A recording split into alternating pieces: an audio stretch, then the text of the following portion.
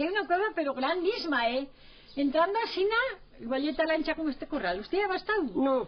Yo iba de una vez y me van a decir, No, y hay una pared, la cueva de la Losera. sí, y hay una pared de van que le van a hacer tota que salían las bombas así y iban a parar a San Juan casi. En San Juan se va a cremar la mitad lugar. La Metaluga, sí. Y el otro día había visto, estos habrían de hacer pentosas de estos. Me decía Manolita, mamá, usted nunca me había dicho yo que San Juan le ha bastado la Metaluga cremado. Pues sí. Digo, pues sí, si no hay Casa San se va a cortar.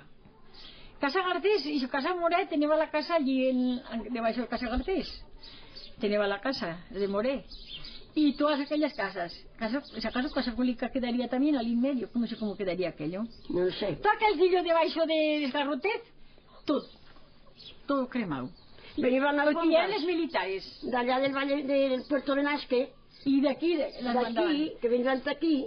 Y tenían el desastre han ido a refugiarse que revandí la cueva esta de Steve García, la cueva esa que tiene Manastía que se barra al tornel. Sí.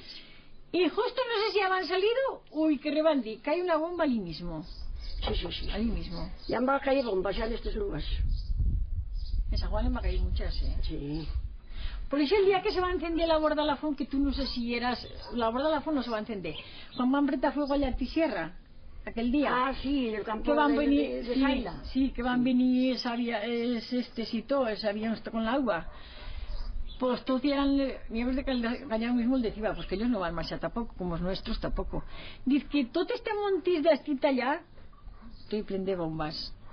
Dice, si cruza el camino del Alto, Talto, la carretera, sí, Talto, había estado gorda. Sí.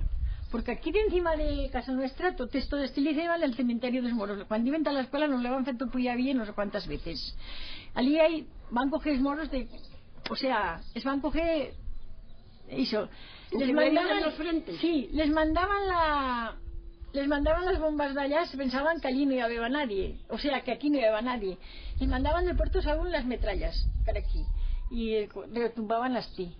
Y resulta que por detrás les van a salir otros, otra banda, y se van a coger